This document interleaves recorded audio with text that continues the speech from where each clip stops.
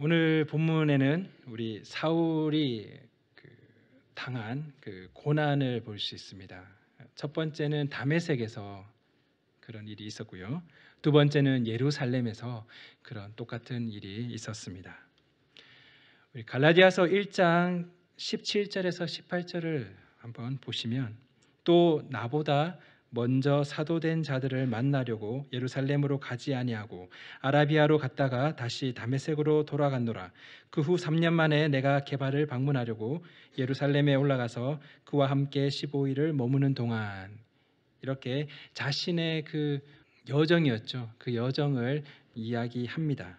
여기서 갈라디아서에서 우리가 볼 수 있는 것은 사울이 아라비아라는 곳으로 갔다라는 것을 볼 수 있습니다. 그리고 난 후에 다메섹으로 돌아갔고, 그리고 예루살렘으로 갔다라고 그렇게 이야기하고 있습니다. 오늘 우리가 보았던 이 본문에서는, 사도행전 본문에서는 다메섹에서 아라비아를 갔던, 그리고 다메섹으로 다시 돌아온 이 이야기가 없습니다. 그냥 바로 연결되죠. 바로 다메섹에서 있었던 일, 그리고 예루살렘에 있었던 일을 기록하고 있습니다. 우리는 사울이 다메섹에서 3년을 있었는지는 알 수가 없습니다. 우리 갈라디아서에서 그 후 3년이라고 하는데, 이 3년이 아라비아에서 3년을 다 보냈는지, 아니면 얼마간을 보내고 그 회심 이후 3년 후에 예루살렘으로 올라간 그 시점을 말하는 건지 우리가 정확하게 알 수는 없습니다. 또한 사도행전에서 그 아라비아로 갔던 그 이야기를 하고 있지 않기 때문에 다른 곳에서는 전혀 정보를 얻을 수가 없습니다. 대체로 사람들은 오늘 본문 23절에 여러 날이 지남에라고 하는 이 부분을 가지고 3년이 지난 시점으로 보게 됩니다. 왜냐하면 이 후에 사울이 예루살렘으로 올라가는 이야기가 등장하기 때문에 3년이 지난 시점으로 그렇게 보고 있습니다. 23절부터 25절까지는 다메섹에서 사울이 받은 그 고난을 이야기합니다. 그리고 26절에서 30절에서는 예루살렘에서 사울이 살해의 위협을 받은 내용을 그렇게 기록하고 있습니다. 23절에 유대인들이 사울 죽이기를 공모하더니, 또 24절에는 그들이 그를 죽이려고, 또 29절에는 헬라파 유대인들과 함께 말하며 변론하니 그 사람들이 죽이려고 힘쓰거늘, 죽이려고 한다, 이런 이야기가 3번이나 연거푸 등장합니다. 그냥 기분 나빠서 만나면 죽일 거야, 그런 정도가 아닙니다. 그냥 기분 상해가지고 다음에 한 만나면 너 죽었어, 이런 정도가 아닌 것이죠. 사울을 죽이려고 모의를 합니다. 어떻게 하면 잘 죽일까, 그렇게 계획을 짠 것이죠. 밤낮으로 모든 성문을 지켰다고 합니다. 빠져나가지 못하게. 또한 예루살렘에서도 그를 죽이려고 했는데, 누가가 기록하기를 그 사울을 죽이려고 힘썼다라고 합니다. try to 했다는 거죠. trying to. 그들은 그렇게 죽이려고 힘썼다는 것입니다. 적극적으로 사울의 생명을 노리고 모든 방법을 동원했던 것입니다.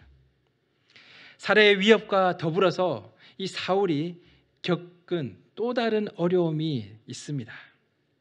26절에 보시면, 사울이 예루살렘에 가서 제자들을 사귀고자 하나 다 두려워하여 그가 제자됨을 믿지 아니하니. 원래 어떤 사람인지 아니까요. 자신들, 그 그리스도인들을 잡아서 감옥에 가두려고 온 사람인 걸 알기 때문에 도저히 받아들일 수 없다는 것이죠. 저것조차도 계략일 수 있다는 것이죠. 너희 편이야 하고는 중심 깊숙이 들어와서, 그럼 뭐라 그러죠? 스파이, 이중첩자, 뭐 그런 거잖아요. 그렇게 자신들을 해할까 봐 두려워했던 것입니다. 같은 그리스도인들로부터 거부를 당했습니다. 외부에서는 자신을 죽이려고 하고, 또 내부에서는 자신을 신뢰하지 않고 받아주지 않고 있는 그런 상황을 겪었습니다. 이런 어려운 속에서 그를 도운, 그 사울을 도운 손길들을 우리는 발견할 수 있습니다. 우리 다메섹에서는 25절을 보시면 그의 제자들이라고 적고 있습니다. 사울의 제자들이죠. 이게 예수님의 제자가 아니고 사울의 제자입니다. 사울을 따르는 사람들이라는 그런 의미입니다. 그들이 광주리를 이용해서 사울을 성벽 밖으로 내어서 성에서 탈출할 수 있게 도왔다라고 그렇게 기록합니다. 예루살렘에서는 30절에 형제들이라고 말합니다. 형제들이 사울의 고향이죠. 다소로 피신 갈 수 있게 그렇게 보냅니다. 여기서 형제들은 혈육 같은 피로 이어진 그 혈육을 이야기한다기보다는 같은 그리스도인을 의미한다고 볼 수 있습니다. 형제들이 그가 피신할 수 있도록 그렇게 도왔던 것입니다. 또한 내부적으로 제자들이 사울을 신뢰하지 못하고 받아주지 않을 때, 거부할 때 바나바라는 한 인물이 등장해서 사울을 도와줍니다. 27절에 보시면 바나바가 데리고 사도들에게 가서 그가 길에서 어떻게 주를 보았는지와 주께서 그에게 말씀하신 일과 다메섹에서 그가 어떻게 예수의 이름으로 담대히 말하였는지를 전하니라. 바나바가 그 사울의 그 모든 경험들을 이야기해 준 것이죠. 진짜로 예수 그리스도로 말미암아 변화된 이다, 진정으로 회심한 이다라고 그들 앞에서 이야기를 해줍니다. 사울이 어려움을 당할 때 도운 손길들을 보시면 그의 제자들, 그를 따르는 자들, 그리고 바나바, 그리고 형제들이라고 합니다.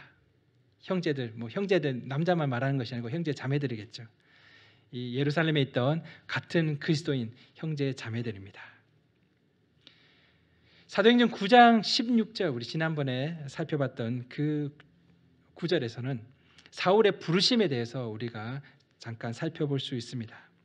9장 16절을 보시면 그가 내 이름을 위하여 얼마나 고난을 받아야 할 것을 내가 그에게 보이리라 하시니, 예수님이 이야기하시는 거죠. 사울이 어떻게 내 이름을 위해서, 예수님의 이름을 위하여 얼마나 고난을 받아야 할 것을 내가 그에게 보이리라. 그런데 이 말이 그동안 악랄하게 그리스도인들을 괴롭혔으니까 사울 너도 똑같이 당할 것이다, 그런 말이 아닙니다.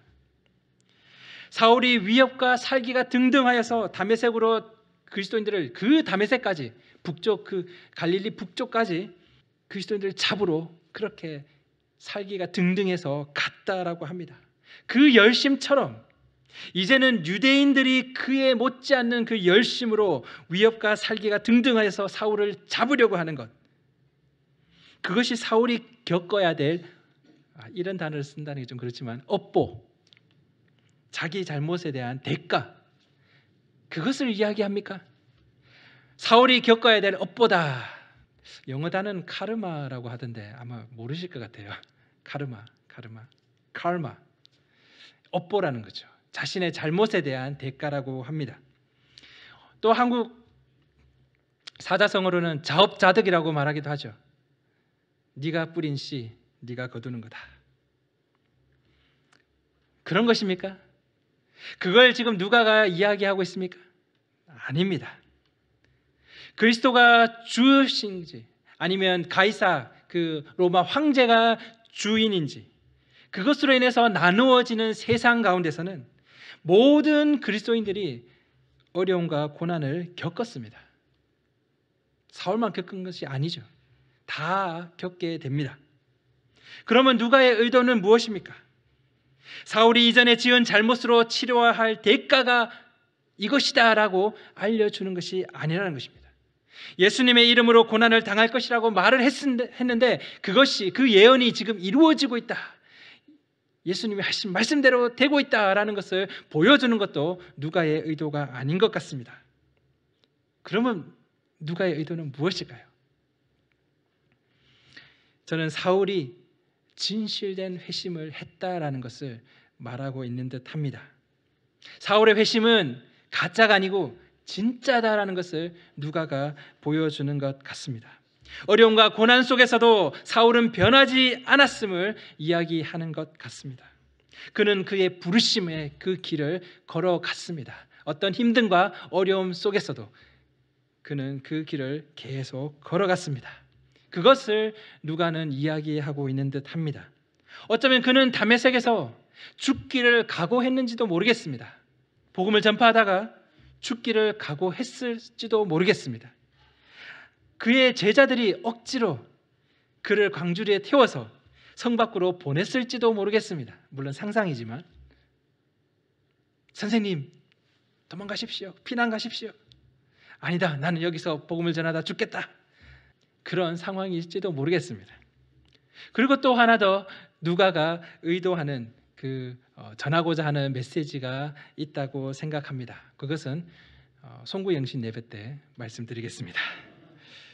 우리는 온누리 공동체라는 이름으로 이 자리에 모였습니다. 많은 공동체가 있죠. 믿는 공동체가 많습니다. 그런데 우리는 온누리라는 이름으로 이 자리에 모여 있습니다. 우리는 어렵고 힘든 순간들을 겪어왔습니다. 비난과 조롱을 듣기도 했을 것입니다. 심지어는 믿는 이들에게조차 위로받지도 또 이해받지 못했을지도 모르겠습니다. 오히려 더 비난과 손가락질의 대상이 되지는 않았는가 생각합니다. 서로 상처를 주고 또 상처를 받고 미워하고 또 비난하고 그렇게 지냈는지도 모르겠습니다. 널린 게 교회인데 무엇 때문에 여기서 괴로워하고 여기서 힘들어하나 그렇게 생각했을지도 모르겠습니다. 그냥 떠나면 그만인데 죽이려고 음모를 꾸미는 경우는 없었겠죠. 설마 그렇진 않겠죠. 저 사람 죽여야 되겠다, 그렇게 음모를 꾸미지는 않았습니다. 하지만 한 사람을 인간관계 가운데서 매장시키는, 따돌리고 소외시키는 그런 일들은 어쩌면 우리 가운데서 계속 있어 왔는지도 모르겠습니다. 안타깝게도 교회 공동체 안에서 뒷담화를 하고 또 따돌리고 무시하는 그런 것을 통해서 서로 죽이고 죽고 하는 일들이 벌어지고 있습니다. 교회끼리도 그렇죠. 한인이 별로 없으니까 서로 경쟁합니다. 내 교회인 네 교회인, 저기 가서 이 교회 욕하고 이 교회 가서 저 교회 욕하고, 그래서 교회끼리 담들이 막 쌓입니다.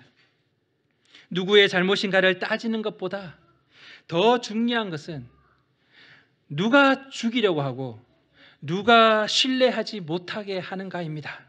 저 사람이요? 저 사람이 나를 신뢰하지 않고 저 사람이 나를 죽이려고 합니까? 물론 그렇죠. 표면적으로는 그렇습니다. 그런데 그 너머에 어떤 존재가 있습니다. 그런 죽이고 죽는 것을 가장 기뻐하는 존재, 바로 사탄입니다. 죽이고 죽는 것을 가장 기뻐하는 것은 사탄이죠. 문제가 없을 수는 없지만 그 문제를 어떻게 다루느냐에 따라서 사탄이 기뻐할 수도 있고 싫어할 수도 있습니다. 우리는 어떻게 어려움을 극복하고 부르심에 흔들림 없이 그렇게 걸어갈 수 있습니까? 믿음이 중요하죠. 각자의 그 믿음이 중요합니다, 그렇게 말할 수 있습니다. 물론 맞습니다. 사울 자신의 그 믿음이 중요했습니다. 흔들리지 않는 믿음, 하나님만 바라보는 그 모습. 그런데 더불어서 돕는 손길이 있었습니다. 그의 제자들, 또 바나바, 그리고 형제 자매들입니다. 이들이 사울을 어려움에서 건져 주었습니다. 한 명이 넘어지면 다른 한 명이 잡아 주었습니다. 내가 넘어지면 너가 잡아주고, 너가 넘어지면 내가 잡아주고, 갈등이 발생하고 서로 신뢰하지 못할 때, 뒷담화하고 자기 표 만들기에 급급할 때, 서로 사회적으로 매장시키려고 할 때, 그때 바나바처럼 중재하는 이가 필요합니다. 우리가 그런 이가 되어야 합니다. 피를 나눈 형제 자매가 아니지만 형제를 아끼는 마음으로 위험을 무릅쓰고 형제 사울을 피신시킨 이처럼 우리도 그런 자들이 되어야 합니다. 우리는 어떤 모습입니까? 사울의 제자들, 또 바나바 형제들 같은 모습입니까? 아니면 죽이려고 힘쓰는 유대인의 모습입니까? 서로 돕는 또 양보하는 손길들, 그 손길들이 있었기에 온누리가 그 어려움들을 이겨낼 수 있었다고 생각합니다. 서로 돕고 섬기는 모습이 있었기에 올 한 해 작고 큰 문제, 그 작고 큰 문제들 속에서 우리 공동체가 존재할 수 있었다고 생각합니다. 한 해를 돌아보면 어떻습니까? 여전히 힘들고 어렵고 상처 가운데, 아픔 가운데 있으십니까? 하나님의 도우심을 기억할 수 있었으면 좋겠습니다. 여러분이 우실 때 하나님도 옆에서 우셨습니다. 여러분이 힘들 때, 여러분이 어려운 가운데 고통당할 때, 마음이 상할 때 가슴을 치시는 분이 옆에 계신 예수님이셨습니다. 또한 여러분을 사랑하는 주위 사람들이 함께 아파했음을 기억할 수 있었으면 좋겠습니다. 어떻게 도울까? 어떻게 하면 품어줄까? 그렇게 마음 조려하는, 그렇게 노력하던 그런 돕는 손길들이 있었음을 기억할 수 있었으면 좋겠습니다. 여전히 현재 진행형일지도 모르겠습니다. 2024년 새해에도 똑같이 변하지 않는 하나님, 여전히 여러분 곁에 계심을 기억하고 또 기대할 수 있었으면 좋겠습니다. 더불어서 여러분을 사랑하는 이들이 여러분을 돕기 위해서 손을 펼치고 있음을 또한 기억할 수 있었으면 좋겠습니다. 아무도 없습니다. 나를 도울 자는 아무도 없습니다. 아무도 나를 사랑하지 않습니다. 아무도 나를 거들떠보지 않습니다. 라고 느끼실 때 거기에 쏙지 마시고 여러분을 늘 바라봐 주시는 하나님과 또 여러분을 사랑하는 그 손길을 기억할 수 있었으면 좋겠습니다. 전도서 4장 9절에서 12절 말씀은 이렇게 기록합니다. 두 사람이 한 사람보다 나음은 그들이 수고함으로 좋은 상을 얻을 것임이라. 혹시 그들이 넘어지면 하나가 그 동물을 붙들어 일으키려니와 홀로 있어 넘어지고 붙들어 일으킬 자가 없는 자에게는 화가 있으리라. 또 두 사람이 함께 누우면 따뜻하거니와 한 사람이면 어찌 따뜻하랴. 한 사람이면 패하겠거니와 두 사람이면 맞설 수 있나니 세 겹줄은 쉽게 끊어지지 아니하느니라. 우리 공동체가 한 겹의 공동체가 아니었으면 좋겠습니다. 세 겹줄의 공동체가 될 수 있었으면 좋겠습니다. 하나님이 우리를 도우시고 또 이 공동체 가운데서 도움의 손길, 섬기는 손길, 서로 양보하는 손길들이 넘쳐날 수 있기를 소망합니다. 그렇게 겹겹이 연결되는 세 겹줄의 공동체로 우리 새해를 맞이할 수 있었으면 좋겠습니다. 우리 서로 함께 인사하며 마쳤으면 좋겠네요. 서로 인사를 했으면 좋겠습니다. 이렇게 인사하면 좋겠습니다. 함께 해주셔서 고맙습니다. 함께 해주셔서 고맙습니다. 올 한 해 함께 해주셔서 감사합니다. 너무 감사합니다. 고맙습니다. 기도하겠습니다.